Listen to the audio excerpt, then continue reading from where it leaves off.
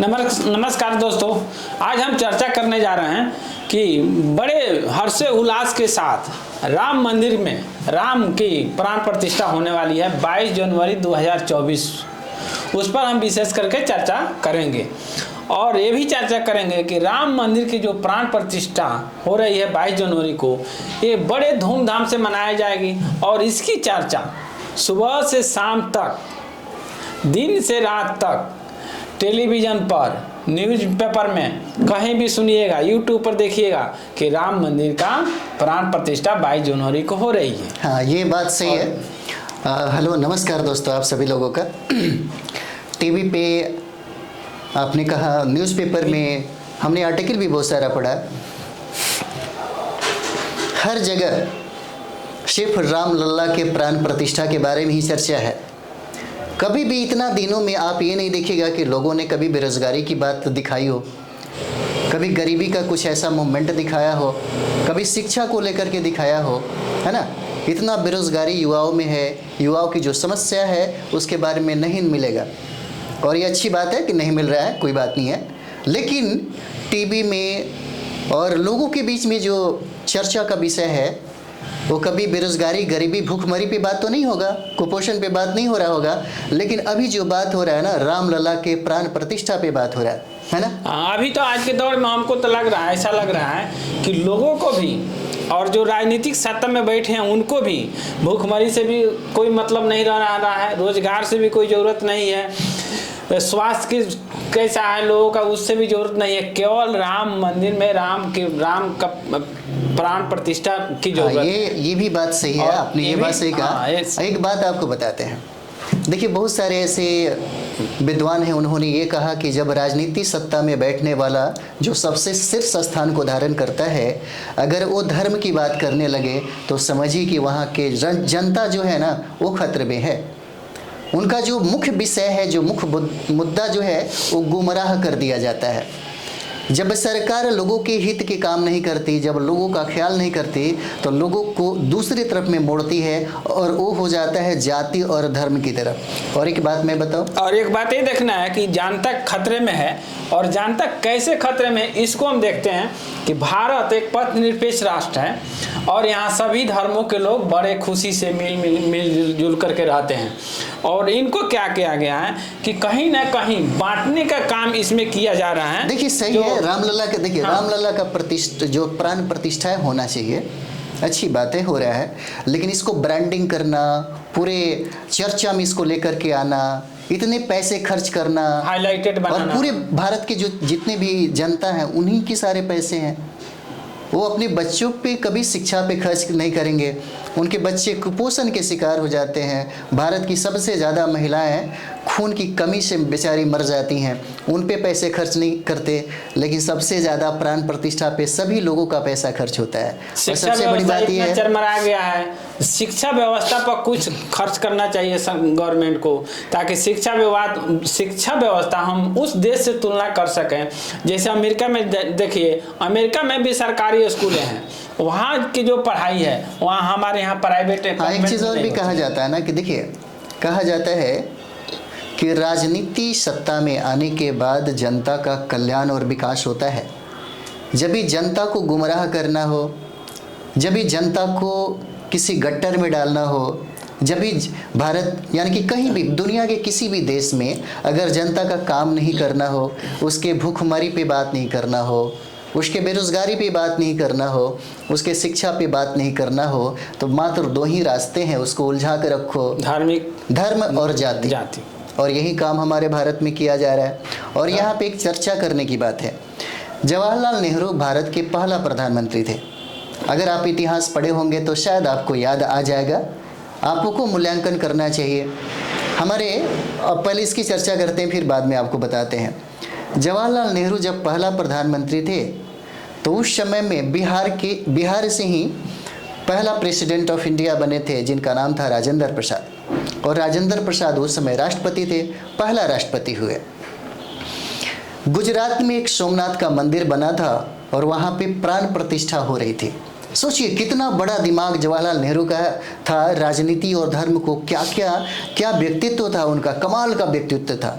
पूरी दुनिया में एक अलग पहचान बना कर रखा, वो जो अजूबा जो बात थी वो हम आपको बताने जा रहे हैं। ऐसा नहीं है, हमें नरेंद्र मोदी से भी बहुत मतलब हम उनका क्या बोलते हैं, मतलब हम बहुत लगाव है, हमारे भारत के प्रधानमंत्री हैं। मतलब यहाँ पे आप लोगों को लग रहा होगा कि बुराई की बात बिल्कुल नहीं है भाई, ठीक है। हम ये बताना चाहते हैं कि एक मूल्यांकन है, मैं मूल्यांकन आपको विश्लेषण जो है वही बता रहा हूँ। तो जवाहरलाल नेहरू के समय में भारत के प्रेसिडेंट जो थे राजेंद्र प्रसाद, वो चले गए प्राण प्रतिष्ठा में, और प्राण प्रतिष्ठा में जाने के बाद जो नेहरू थे बहुत ही ज़्यादा नाराज हो गए, क्योंकि उनका मानना था कि इतने बड़े पद पे होने के बाद आदमी को इस तरह से अशोभनीय काम नहीं करना चाहिए। उनकी नज़र में ये काम तुच्छ था, और होना भी चाहिए, क्योंकि भारत का प्रधानमंत्री और भारत का राष्ट्रपति सिर्फ किसी एक धर्म के लोगों का नहीं होता है, सभी धर्म का लोगों का होता है। एक समय की बात थी, काशी के पंडितों को, ब्राह्मण जो वहाँ पे पंडित जो लोग थे, राजेंद्र प्रसाद उनके जाकर के पाँव धोए गंगा पानी से। अब इस बात पे भी नेहरू साहब नाराज हो गए। देखिए, नेहरू अपने जीवन में कभी भी किसी मंदिर का चौखट नहीं मतलब चौखट पे नहीं गए। अगर राजेंद्र प्रसाद की आस्था थी वो बात ठीक है, लेकिन राजेंद्र प्रसाद कोई व्यक्ति विशेष नहीं रह गए थे, वो पूरे देश का प्रतिनिधित्व लिए थे। हाँ, इसीलिए और कहा जाता है कि जो देश का प्रतिनिधित्व लिया है जो शासक वर्ग है, और शासक मंदिर और मस्जिद का दरवाजा पर ठेका लगाने लगे, तो जनता के घर में कौन भारत की सबसे बड़ी बात है कि भारत की खूबसूरती जो है, भारत का जो अंदाज है, जो अदा है ना, इस सारे लोगों के मिलने जुलने से ही बनता है। और रहा सवाल कि राम लल्ला की बात अलग है, जो बहुत ही छोटी मोटी बात है, इसको बड़ा ब्रांडिंग करने की क्या ज़रूरत है। सोच के देखिए, मेरे गांव में मैंने देखा कि राम मंदिर बना, और साधु संत जो थे, साधु संतों का काम है यहाँ पे, भारत के राजनीति और भारत के बड़े बड़े हस्तियों की ज़रूरत नहीं है ना। साधुओं जो का साधु काम है, संतों ऋषि मुनियों का देश है हमारा, यही लोग प्राण प्रतिष्ठा करते तो अच्छा होता। तो पता चला कि वहाँ पे प्राण प्रतिष्ठा हो गया मेरे क्षेत्र उसी के लिए बैठे हैं, और गांव के लोगों को पता भी नहीं चला। कैसे पता चलता है? ऋषि मुनि उसी लिए बैठे हैं, पूजे पाठ करने के लिए, तो वो प्राण प्रतिष्ठा करते और ये देश हित में पूरे टाइम लगाते। हम इनकी बात में जो भी मतलब सत्ताधारी लोग हैं देश के, वो अपनी पूरी टाइम पूजा पाठ से बेहतर है कि देश हित में लगाएं। देखिए, सच कहा जाए तो भारत के मात्र कुछ कम ही लोग होंगे जिनको ये बात अच्छा लग रहा होगा कि प्राण प्रतिष्ठा होना चाहिए, हो रहा है। जो बुजुर्ग किस्म के या जो बहुत ही जाति धर्म से जो प्रेरित होंगे, जो पीड़ित होंगे, जो बीमार होंगे, उन्हीं लोगों को खास करके अच्छा लग रहा होगा। खासकर मेरे शब्दों में थोड़ा सा वो मतलब ऐसा भी नहीं है, चीज़ों को समझने वाली है। अगर आप पढ़े लिखे हैं तो चीज़ें समझ में आएगी, क्योंकि बहुत ऐसे लोग हैं जो अफीमची किसी को बनाना चाहते हैं। जैसे हम लोग क्या होते हैं, धर्म के अफीमची हो जाते हैं। जो काम होना चाहिए जिस मुद्दा पे, वो काम नहीं हो रहा है। जिस मुद्दा की कोई ज़रूरतें नहीं हमारे भारत में, उस काम को लेकर के इतना ज़्यादा तांडव मचाया जा रहा है, उसकी कोई ज़रूरत ही नहीं है। अब सोच के देखिएगा, पूरा वीडियो देखिएगा, शायद हो सकता है कि इसमें बहुत सारी चीज़ें आपको कंट्राडिक्शन लगे, लेकिन हम लोग बचपन से लेकर के हम लोग NCERT हो या कोई भी किताबें हो, आज तक कभी भी इतिहास में रामलला का चर्चा नहीं है। इतिहास हमको कभी ये ज्ञान नहीं देता। इतिहास तो कहता है कि ये सब झूठी बातें हैं। इतिहास तो ये कहता है कि राम थे ही नहीं। इतिहास तो ये पढ़ाया हमको। लेकिन दो तरह का इतिहास है हमारे भारत में।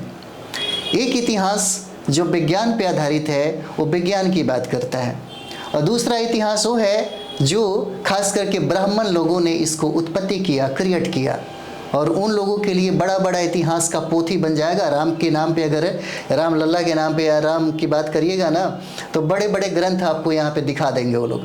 लेकिन इतिहास में इसका कहीं भी किसी भी कोने में जिक्र नहीं है, क्योंकि इतिहास कहता है कि ये गलत है। राम कभी पैदा हुए ही नहीं थे। राम का कोई रामायण और महाभारत से जो आप ग्रंथ जो महाकाव्य के तौर पे आप देखते होंगे, खास करके ये आस्था का चीज़ है। और आस्था बिल्कुल जानते हैं किस तरह होता है। अगर कोई व्यक्ति अफीम पी रहा हो, तो अफीम पीने के बाद जब गंदा नाले में पड़े रहता है ना, तो जो उसको मदमस्ती फील होती है, उसी तरह के से बिल्कुल होता है। हम भारत को पूरी दुनिया का विश्व गुरु बनाना चाहते हैं, और फिर हम कहाँ लेके जा रहे हैं। ये सोचने वाली बात है। गट्टर बस में चीज़ों को लेके देखिएगा, अभी भी भारत में बहुत ऐसे लोग हैं, लगभग 85-90% तो ऐसे लोग हैं जिनको इस बात से यानी कि खफा हो गए होंगे कि ये सब चीज़ें पसंद नहीं है, नहीं करते होंगे। आखिर वो लोग कौन है? पूरी दुनिया में सबसे ज़्यादा बेरोजगारी, गरीबी और सबसे ज़्यादा पलायन, सबसे ज़्यादा स्थिति खराब भारत की हो रही है। भारत की स्थिति बहुत ही ज़्यादा दयनीय है, बहुत ही ज़्यादा दयनीय है। हम हर क्षेत्र में, दुनिया की तो बात छोड़िए, अमेरिका और ब्रिटेन की तो बात छोड़िए, आप बगल जो पड़ोसी आपका कंट्री है, उससे हम पिछड़े हैं। जो नेपाल है, जो आपका बांग्लादेश है, उससे भी ज़्यादा पिछड़ गए हैं। कैसे काम चलेगा? आखिर मेरे पास ये आखिर कौन सोचेगा? संसाधन भी है। युवाओं को सोचना पड़ेगा, जो हम उम्र के जो लोग हैं उनको ये बात सोचना पड़ेगा, और वो सोच भी रहे होंगे, उनको ये बातें दिख रही होगी क्योंकि वो पढ़े लिखे हैं। जो पढ़े लिखे हैं उनको समझाने में कोई बेरोजगार घूम रहे हैं। हाँ, बेरोजगार जो उनके है, रोजगार की बात होती तो ये सब चीज़ें। और मुझे जहाँ तक लगता है कि 2024 में जो टारगेट किया गया है कि भारतीय जनता पार्टी चुनाव जीत जाएगी, हाँ ये बात जीत जाती, ये ग्रांटेड है कि जीत जाएगी, क्योंकि लोग वोट देते किसको है? ईवीएम को देते हैं। ईवीएम जिसको चाहे उसको दे। और ईवीएम है किनके पास? जिनके पास ईवीएम रहेगा उनकी अभी देखिएगा 5 राज्यों में जो चुनाव हुआ उसमें बहुत सारे ईवीएम चोरी कर लिए गए, फिर भी सरकार जीत जाती है। अब आप ही सोचिए, स्थिति इतना खराब है। अब एक चीज़ और भी देखिएगा, लोकतंत्र बहुत ही ज़्यादा खतरे में है। ये हम नहीं कह रहे हैं, बहुत सारे जो बड़े बड़े जो नेता लोग हैं वही बात कहते हैं। Bharatiya Janata party, Congress party, communist party, Sapa, Bahujan Samaj party, ऐसे ऐसे जो नेता हैं वो लोग भी इस बात को चर्चा करते हैं। पंथ निरपेक्षता का जो भाव था यहाँ पे बहुत ही ज़्यादा खतरे में है। सोच के देखिएगा, सुप्रीम कोर्ट के आदेश के अनुसार मस्जिदों को निर्माण करने की भी बात किया गया था। अगर धर्म पे देखिए दृष्टिकोण, जो जातीयता और संकीर्णता जो है ना, इससे उठ करके हमें भारत में रहने की जो आज़ादी, जो स्वतंत्रता है वो देना चाहिए। अब ज़रा सोच के देखिएगा, मैंने पढ़ा कि एक स्टूडेंट था, तो जाति का भंगी था और भंगी आईपीएस ऑफिसर बन गया। ये सिर्फ भारत के संविधान से ही हो सकता है। आपकी सारे पैसे ओबीसी वालों का, एससी एसटी का सारा पैसा, अधिकतर से अधिकतर पैसा किसी मंदिर मस्जिदों पे अगर खर्च हो रहा है तो कभी वो आपको उस मंदिर का मठाधीश नहीं बनाएगा। लेकिन भारतीय संविधान के द्वारा लोग ही बनते हैं, बीने चुने कुछ नहीं, सिर्फ जाति से बिलोंग करते हैं तो बनते हैं। जाति ब्राह्मण होना चाहिए, तभी आप बन सकते हैं। फिर क्या जरूरत है? अब हमको पूजा पाठ आए या ना आए, ब्राह्मण हो तो मठाधीश बन गए। एक कैसा सिस्टम चल रहा है यहाँ। देखिए, सबसे बड़ी बात है कि नेपोलियन भी इस बात को बोला था कि अगर जनता जब भूख की बात करे, जनता जब गरीबी, बेबसी, शिक्षा और स्वास्थ्य की बात करे, रोजगार की बात, जब रोजगार की बात करे, तो उसको दूसरी दिशा में मोड़ देना। और दूसरा दिशा जब भी मोड़िएगा धर्म और जाति को लेकर के, तो बेचारा जिंदगी भर के लिए क्या होता है, फंस के रह जाता है और उसी में वो उलझ कर आ जाता है। सबसे ज़्यादा आपके बाल बच्चों का जो भविष्य है ना, वो खतरे में है। सोचना पड़ेगा आपको, इस बात को बड़ी गहराई तक समझिएगा। भारत की शिक्षा व्यवस्था इतनी खराब होती जा रही है कि आपके बच्चे कल हो करके कोई तकनीकी ज्ञान नहीं धारण कर सकते। उनकी शिक्षा व्यवस्था इस तरीके से बनाई जा रही है कि शिक्षा भी बहुत ही ज़्यादा खतरे में है। हमारे भारत के लोगों को क्या चाहिए? अभी भी भारत में बहुत ऐसे स्वास्थ्य के क्षेत्र में देखते हैं, बिहार में देखिए, यूपी में देखिए, सबसे ज़्यादा लोगों की मृत्यु हो जाती है। सबसे अशिक्षित समाज के जो लोग हैं, सबसे अशिक्षित, उत्तर प्रदेश और बिहार में सबसे ज़्यादा धर्म को लेकर टारगेट क्यों किया जाता है? जनसंख्या सबसे ज़्यादा किसकी? जनसंख्या सबसे ज़्यादा एससी की सबसे ज़्यादा जनसंख्या, ओबीसी की सबसे ज़्यादा जनसंख्या, एसटी की सबसे ज़्यादा जनसंख्या। उन्हीं के पैसों का इस्तेमाल मंदिरों में किया जाएगा और इनके चौखट में घुसने से मना कर दिया जाएगा। अरे भारत के राष्ट्रपति को जब नहीं घुसने दिया जाता है तो ओबीसी वाले तुम क्या हो, एससी या एसटी वाले तुम क्या हो? सोचने वाली बात है ये जो व्यवस्था है। और एक बात मैं बताऊं, नेहरू कभी ये नहीं सोचे। नेहरू को समाज की व्यवस्था और उस समय की जो परिस्थितियां थी उसको ठीक करना उन्होंने सबसे पहला बेहतर समझा। और यही वजह था कि दामोदर घाटी जो डैम है उसको उन्होंने भारत की माता कहा। किसी भी क्योंकि उनको शासक पता था। किसी भी शासक वर्ग का जिम्मेवारी होता है कि परिस्थितियों के साथ वो चले। देखिए, और देश सबसे बड़ी क्या बात है मांगती कि है हाँ, वर्तमान ये में सब क्या चीजें डिमांड है, क्या जरूरत है, उस पर ध्यान दें। अभी सबसे ज्यादा जरूरत है शिक्षा, रोजगार, अभी स्वास्थ्य। भी देखिए, मैं अपनी बात, एक सर्वेक्षण है जिस पे हम लोगों ने चर्चा किया, क्योंकि बहुत सारे विद्यार्थी थे, उनका ये कहना था कि सर इस पे तो बात नहीं होना चाहिए था, रामलला को इस तरह इतना ब्रांडिंग नहीं दिखाना चाहिए था। हम लोग एक नौकरी के लिए तड़प जाते हैं, गवर्नमेंट मोदी सरकार कहते हैं कि प्रत्येक साल हम आपको 2 करोड़ नौकरी देंगे। बताइए, 2 करोड़ नौकरी मिला? नहीं मिला। रोजगार के नाम पर बोल देती है कि तो समोसा कैसे की काम दुकान चलेगा? करो, पढ़ने लिखने के बाद एमटेक किए, बीटेक किए, जाकर के समोसा बेचिए। समोसा बनाने तो आना चाहिए हमें। अगर समोसा अगर नहीं बनाने आता है तो एमटेक करने के बाद फिर हम 2 साल जाकर के हलवाई के पास सीखेंगे। यही मेरा रोजगार है। यही मोदी कहती है कि हाँ रोजगार दे रहे हैं, 2 साल में हम 2 करोड़, यानी हलवाई बन जाओ। तो फिर से 2024 का जो टारगेट किया जाएगा, उसमें क्या और बनाया राम जाए? के नाम पे, देखिए राम के नाम पे तो मुझे पता है कि आप लोग वोट नहीं देने वाले हैं, क्योंकि राम के नाम पे सभी लोग परेशान हो गए हैं। और सबसे बड़ी बात है, जो अनपढ़ गंवार और जाहिल जो लोग थे उस समय जाना करते थे कि राम की कुछ अपनी ये थी, जो पढ़े लिखे जो लोग हो गए वो राम की बात नहीं करेंगे, इतना तो बात तय है। हाँ, वो बात करेंगे संविधान की, क्योंकि संविधान में उनका हक और अधिकार निहित है। वो संविधान की चर्चा करेंगे, और संविधान ही है उनको ज़िंदगी जीने के लिए। अगर आप परेशान हो जाते हैं, आप दुखी हो जाते हैं, और किसी भी वजह से कोई कमी महसूस कर रहे हैं, आपका जीवन बहुत ही ज़्यादा उलझ गया है, तो संविधान ही है जहाँ पे आप ठीक हो सकते हैं। और संविधान ही है जो आप कहीं बोलते हैं, जा करके अपने अधिकार खोजते हैं। हाँ। अगर आपको कुछ पूछना है प्रधानमंत्री जी से तो संविधान के द्वारा ही आप जाकर के पूछ सकते हैं, वरना प्रधानमंत्री जी आपसे बात क्या, आपको वहाँ ठहरने भी नहीं देते। देखिए, सबसे बड़ी बात है कि बहुजन की मैं बात कर रहा हूँ, खास करके भारत में जो 90% 85% जो लोग हैं वही सबसे ज़्यादा भक्ति करते हैं। उनको बात पता है कि शिक्षा के नाम पे, स्कूल और कॉलेज के नाम पे अगर 1 रुपये मांगो तो नहीं मिलता है, लेकिन धर्म के नाम पे अगर 500 5,000 भी अगर मांगते हैं तो तुरंत उनके पॉकेट से निकल जाता है। आप देखते होंगे धर्म के लिए लोग कर्जा भी, लोन भी लेकर के काम कर लेते हैं। बच्चों की अगर शिक्षा की बात करना हो, अगर बच्चों को अच्छे कॉलेज या स्कूल में दाखिला कराने की बात करना हो, तो वहाँ पे उनसे कर्ज नहीं लिया जाता है। उसके लिए गवर्नमेंट पे, उसके लिए बिहार सरकार हो, यूपी की सरकार हो और भारत सरकार हो, उस पे ज़्यादा आश्रित हो जाते हैं। लेकिन मंदिरों पे बहुत सारी ऐसी व्यवस्था है। मेरे सामने की बात है कि एक लड़का आया, उसको फॉर्म भरना था पार्ट 1 का। अच्छा। और वो इतना मतलब गरीबी से जूझ रहा था कि उसके पास फॉर्म भरने का पैसा नहीं था, तो वो चंदा मांग रहा था। अच्छा। तो चंदा मांग रहा था उस समय, मतलब मेरे पास तो जो भी था 50 रुपया दे दिए, लेकिन मेरे मकान मालिक जो थे उनसे मतलब वो सीधे कह दिए कि नहीं अभी हाइए नहीं है पैसा।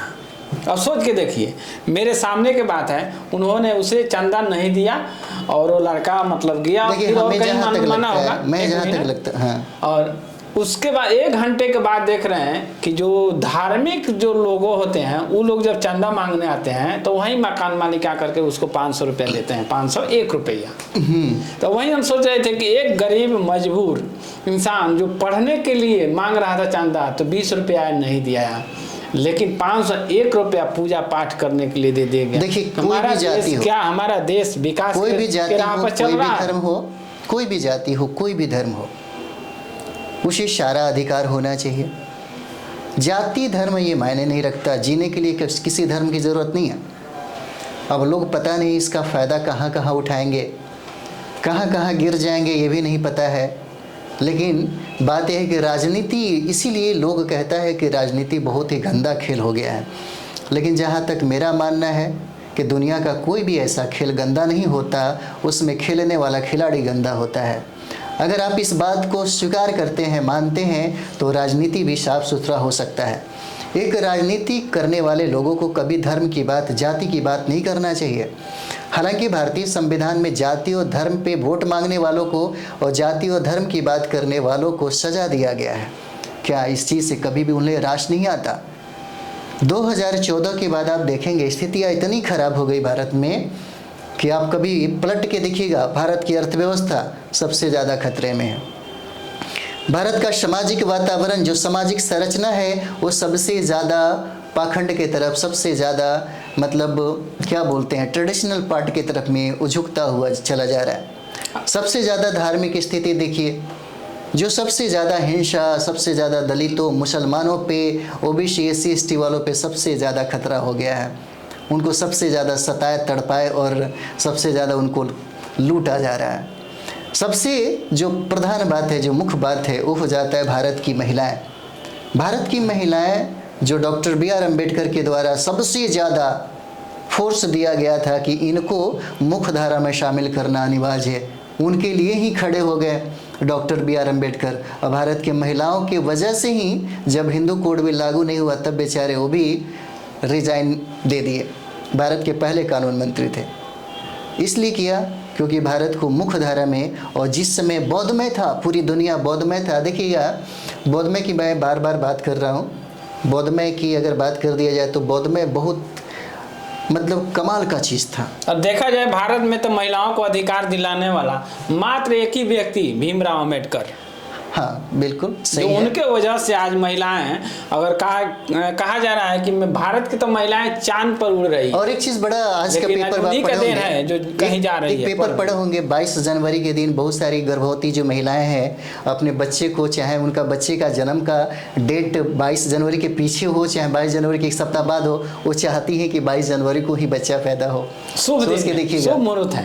एक पढ़ी लिखी लड़कियां हमसे बोली, हमने उनसे पूछा कि आपको शादी अगर करना हो तो कैसा हस्बैंड चाहिए, राम चाहिए, कृष्ण चाहिए, कैसा चाहिए? तो राम के नाम पे भड़क गई कृष्ण के नाम पे भड़क गई।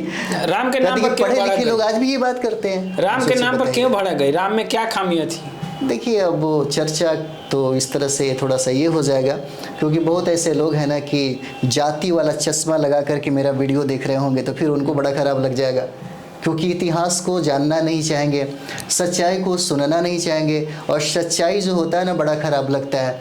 इसलिए इसकी चर्चा हम लोग बाद में करेंगे, ठीक है? ठीक, धन्यवाद।